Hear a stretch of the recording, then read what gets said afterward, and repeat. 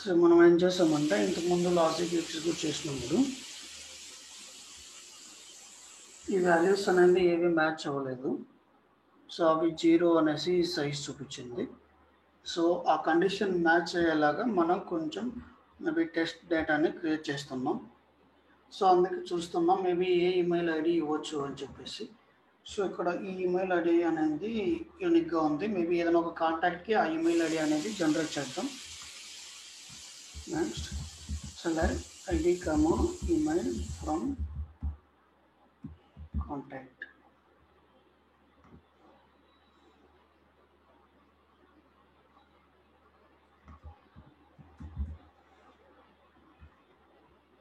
ఒకసారి ఈ క్వైరీ కంప్లీట్గా కాపీ చేసి అందులో ఉన్న డేటాను బేస్ చేసుకుని ఇద్దాం.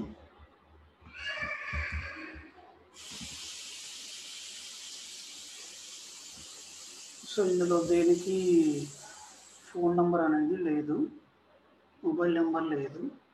సో మేబీ ఎగ్జాంపుల్ అనే దానికి ఒకసారి సమ్ టెక్స్ట్ ఫోన్ నెంబర్ అనేది ఇచ్చేదానికి ట్రై చేద్దాం. ఓకే. సో ఇంకా తర్వాత కాంటాక్ట్లో సేమ్ ఫీల్డ్స్ ఫిల్ చేద్దాం. ఇక్కడ పోస్టల్ కోడ్ ప్లేస్లో ఓకే మేబీ రెండు తీసేద్దాం. మెయిలింగ్, పోస్టల్ కోడ్, కంట్రీ అనేసి ఉంటాయి. సో ఇక్కడ చూస్తే ఫోన్ నెంబరు అవి వేటికి లేవు. సో ఇక్కడ ఒక ఫీల్డ్కి ఈమెయిల్ అనేది లేదు. సో దానికి మనం example.com అనేసి ఒక ఈమెయిల్ అనేది ఇస్తున్నాం. సో రికార్డ్ సేవ్ అయింది. ఇప్పుడు మనం మన ఎగ్జిక్యూట్ అనేది ఎగ్జిక్యూట్ చేద్దాం. Last execute.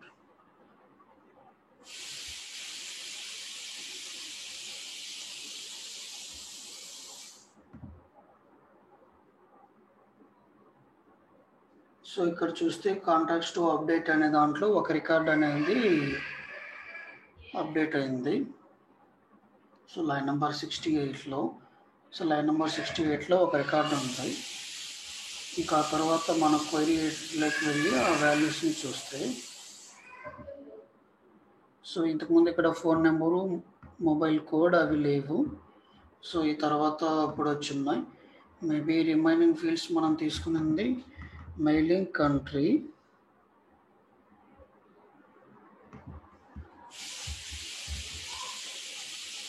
ఆ తర్వాత మెయిలింగ్, పోస్టల్ కోడ్,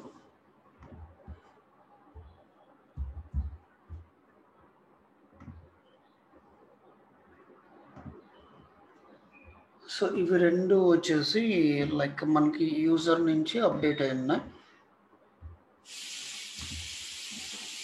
సో నేను మళ్ళీ రిపీట్ చేస్తున్నా మనం ఏం చేసాము అనేసి. సో మన టార్గెట్ వచ్చేసి రెండు వేరే వేరే ఆబ్జెక్ట్స్ ఉన్నాయి, లైక్ యూజరు, ఆ తర్వాత కాంటాక్ట్ అనేసి. బిజినెస్ వాళ్ళు ఒక రిక్వైర్మెంట్ ఇచ్చున్నారు. అదేంటంటే మనకి యూజర్లో ఉన్న ఈమెయిల్ ఐడితో ఏదైనా ఒక కాంటాక్ట్ అనేది ఉంది అంటే కదా, అప్పుడు యూజరు, కాంటాక్ట్ రెండు సేమ్ పర్సన్ అవుతారు అనమాట. సో ఇప్పుడు ఫర్ ఎగ్జాంపుల్ మన ఈమెయిల్తో ఒక యూజర్ ఉన్నాడు, మన యూజర్తో ఒక కాంటాక్ట్ కూడా క్రియేట్ అయింది. దాని మీనింగ్ వచ్చేసి అవి రెండు సేమ్ రికార్డ్స్ అనేసి, కాకపోతే వేరే వేరే పర్పస్ కోసం వేరే ఆబ్జెక్ట్స్లో ఉంటాయి. సో ఇప్పుడు వాళ్ళు ఏం చేస్తారంటే మేబీ యూజర్ అనేది రియల్ వాల్యూ అనమాట, మోర్ రియలిస్టిక్ వాల్యూ. ఎందుకంటే వాళ్ళు మన ఆర్గనైజేషన్లోకి లాగిన్ అయ్యి యాక్టివిటీస్ చేస్తుంటారు కాబట్టి. అందులో ఉన్న కాంటాక్ట్స్లో యూజర్ యొక్క డీటెయిల్స్ అనేది మిస్ మ్యాచ్ అవుతూ ఉంటాయి అనమాట. ఎందుకంటే వాటిని మాన్యువల్గా ఫ్రీక్వెంట్గా అప్డేట్ చేయరు. ఇప్పుడు యూజర్లో మనం ఫోన్ నెంబర్స్ అలాంటివి అప్డేట్ చేస్తుంటాం, కానీ కాంటాక్ట్స్లో అప్డేట్ చేయరు. సో అటువంటి సిచ్యువేషన్స్లో ఏం చేస్తామంటే యూజర్లో ఏదైనా అప్డేట్ చేస్తే అది కాంటాక్ట్లో అప్డేట్ అయ్యాలి అని చెప్పేసి ఒక ఆటోమేషన్ని క్రియేట్ చేయమని చెప్తారనమాట. సో దానికి మనం ఏం చేస్తామంటే లైక్ మన టార్గెట్ వచ్చేసి యూజర్లో ఉన్న ఈమెయిల్ ఐడీస్, ఆ తర్వాత కాంటాక్ట్లో ఉన్న ఈమెయిల్ ఐడీస్ సేమ్ అవుతాయి, రిమైనింగ్ యాక్టివిటీస్ చేయాలి. కాబట్టి ఫస్ట్ మనం ఎగ్జిస్టింగ్ యూజర్స్ని తెచ్చుకుంటున్నాం అన్నమాట. సో ఈ యూజర్స్ని తెచ్చుకొని ఒక రిలేషన్షిప్ అనేది క్రియేట్ చేసుకుంటున్నాం. దేనికి? ఆ యూజర్ యొక్క ఈమెయిల్కి ఆ యూజర్కి ఒక రిలేషన్షిప్ అనేది క్రియేట్ చేస్తున్నాం. ఇక్కడ ఓన్లీ ఈమెయిల్ అనే ఫీల్డ్ ఎందుకు తీసుకున్నామంటే కాంటాక్ట్లో కూడా సేమ్ ఫీల్డ్ ఉంటుంది కాబట్టి ఐడెంటిఫై చేసేదానికి ఈజీగా ఉంటుంది. సో నెక్స్ట్ ఏం చేస్తున్నామంటే మన కాంటాక్ట్స్ని అప్డేట్ చేయాలి కాబట్టి ఎగ్జిస్టింగ్ కాంటాక్ట్స్ని క్వైరీ చేస్తున్నాం. ఇందులో మనకి కీ ఫీల్డ్ వచ్చేసి ఈమెయిల్ అనేది కీ ఫీల్డ్ అనమాట. లైక్ ఈ ఫీల్డ్ యూజ్ చేసుకొని యూజర్ని ఐడెంటిఫై చేయాలి. సో అలా ఐడెంటిఫై చేసేదానికి మనకు ఆల్రెడీ ఇక్కడ ఒక మ్యాప్ అనేది డేటా ఉంది కాబట్టి existing users dot contains key అనేది యూజ్ చేసి అందులో కాంటాక్ట్ డాట్ ఈమెయిల్ అనేది కీగా పాస్ చేస్తాం. సో ఇన్ కేస్ ఇది ట్రూ అంటే దాని మీనింగ్ వచ్చేసి యూజర్ అనే అతను ఎగ్జిస్ట్ అయి ఉన్నాడు అనేసి. సో ఎగ్జిస్ట్ అయిన తర్వాత మనం ఏం చేయాలి అంటే ఈ కాంటాక్ట్ యొక్క mobile phone mailing country postal address ఇలా వాళ్ళ ఫీల్డ్స్ ఇస్తారు, ఏ ఫీల్డ్స్ అప్డేట్ చేయాలి అనేసి. సో ఆ ఫీల్డ్స్ని మనం యూజర్స్ నుంచి తెచ్చుకోవాలి. సో యూజర్ నుంచి తెచ్చుకోవాలంటే మళ్ళీ డేటాబేస్కి వెళ్ళకుండా ఆల్రెడీ మనం ఇక్కడ టెంపరీగా తెచ్చుకున్నాం కాబట్టి ఈ ఎగ్జిస్టింగ్ యూజర్స్కి మనం కీ అనేది పాస్ చేస్తే అది పెయిర్ వాల్యూ అనేది రిటర్న్ చేస్తుంది. సో ఇక్కడ యూజర్లో యూజర్ డీటెయిల్స్ ఉన్నది.